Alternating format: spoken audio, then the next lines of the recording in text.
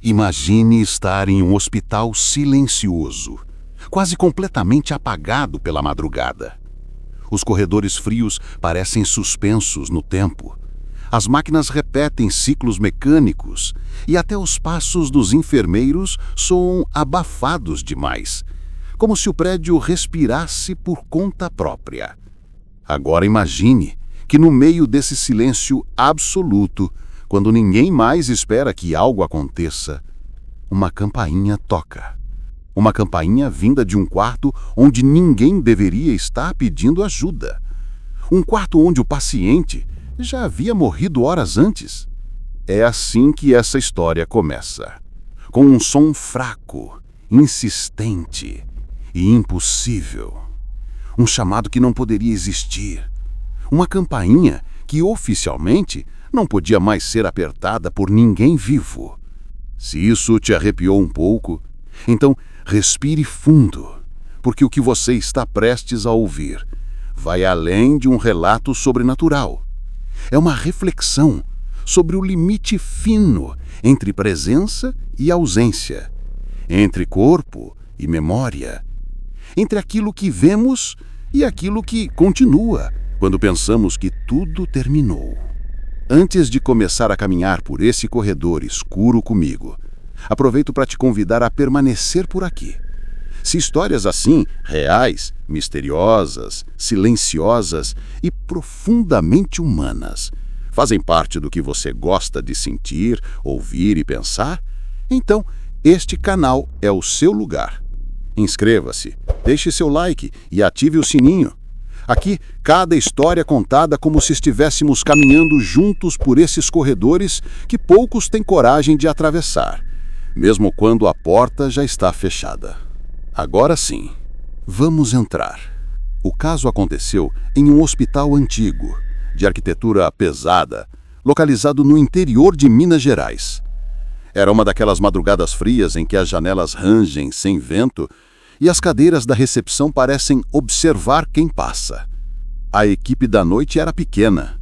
2 enfermeiros, uma técnica, um médico plantonista meio adormecido e o segurança, que circulava pelos andares como se estivesse vigiando um mundo invisível. O paciente em questão era um senhor chamado Joaquim, de 72 anos.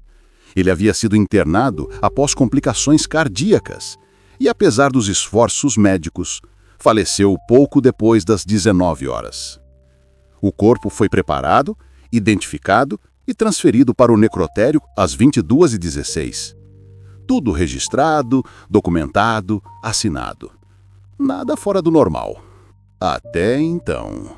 Por volta das 2h37 da manhã, enquanto a técnica de enfermagem revisava prontuários na sala da ala direita, a campainha do leito 307 começou a tocar. Um som curto, depois outro mais insistente, como alguém que realmente precisava de ajuda. Ela levantou, ajeitou a prancheta debaixo do braço e foi em direção ao quarto. Cada passo ecoava pelo corredor vazio. A campainha continuava, constante, ritmada, mas quando chegou à porta do 307, ela parou. Silêncio total. A técnica abriu a porta devagar, esperando encontrar um paciente agitado, confuso, com dificuldade para dormir. Mas o quarto estava escuro, arrumado, vazio, a cama perfeitamente esticada, as máquinas desligadas e a campainha permanecia acesa, ainda registrando a última chamada. Mas não havia ninguém lá. Ela deu um passo para dentro. Outro. O cheiro de limpeza misturava-se a algo leve, frio, como um perfume que não combinava com o ambiente.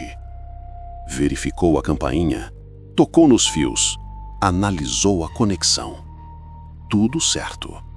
Nada solto, nenhum defeito aparente. Ela saiu do quarto rapidamente, tentando manter a postura profissional, mas com o coração acelerado. Antes de pedir ajuda, decidiu conferir o quadro de internações. Talvez tivessem esquecido de registrar alguma transferência ou retorno. Mas não. O leito 307 estava marcado com a tarja preta, vago após óbito. Ela chamou o enfermeiro responsável. Ele checou novamente o quarto, repetiu os mesmos passos, confirmou os mesmos fatos. Nada. Absolutamente nada. A campainha não deveria ter tocado, não sem um dedo humano pressionando o botão. As horas seguintes foram tensas. Ninguém teve coragem de comentar, mas todos evitavam passar naquele corredor. A sensação era a de que o hospital tinha mudado de temperatura, como se algo estivesse esperando. Não se sabia o quê. Às 13h21, durante uma ronda rápida, o segurança relatou ter visto uma silhueta perto da porta do 307. Ele descreveu como uma sombra de alguém parado, como se tivesse se perdido e não soubesse para onde ir. Quando ele se aproximou, a figura simplesmente desapareceu na escuridão do corredor. Ele jurou que não piscou. Não virou o rosto, não tropeçou. A figura apenas não estava mais ali. O médico plantonista, já incomodado com a insistência das ocorrências, decidiu verificar o necrotério. Desceu sozinho, empurrando a porta metálica que rangia como se protestasse contra qualquer movimento. O ambiente era ainda mais frio que os corredores. Lá, todos os corpos estavam devidamente identificados e organizados, inclusive o de Joaquim. Nada fora do lugar, nenhum indício de movimentação. E ainda assim, algo parecia profundamente errado. O médico voltou para o andar, suspirando pesado, tentando racionalizar o que estava acontecendo. Mas antes mesmo de chegar à estação de enfermagem, ela tocou de novo. A campainha. Do leito 307. Insistente, viva, direcionada. Como se alguém tivesse acabado de acordar e precisasse de ajuda. A equipe inteira se reuniu. O corredor virou um túnel de silêncio. Ninguém se movia, ninguém respirava fundo. Era como se todos aguardassem uma explicação, uma presença, um sinal. E aí, algo aconteceu que ninguém na equipe conseguiu descrever completamente com palavras. Uma mudança no ar, uma sensação repentina de companhia, uma presença que parecia estar do lado de fora e, ao mesmo tempo, dentro do quarto vazio. Foi nesse momento que perceberam que talvez aquilo não fosse um erro técnico, nem coincidência.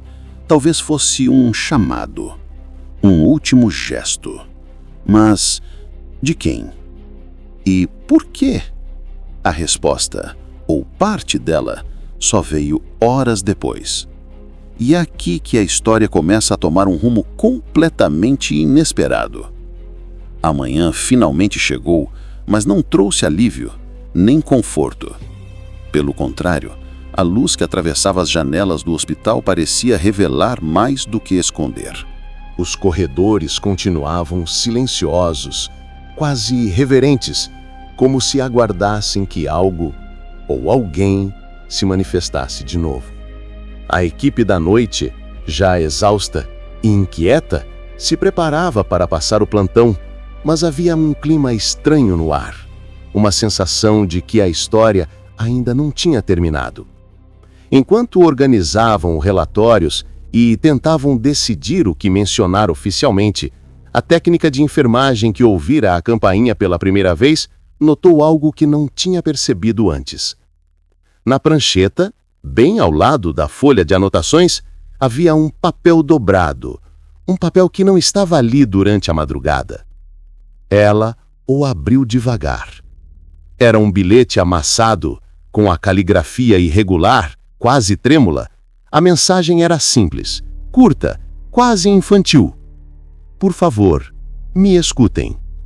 Ela arregalou os olhos. Mostrou ao enfermeiro. Ele passou a mão pelos cabelos tentando entender como aquilo apareceu. Ninguém assumiu ter colocado o bilhete ali. Ninguém saiu da sala. Nenhuma câmera registrou alguém entrando.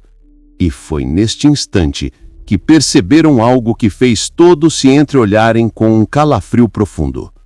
O bilhete estava assinado.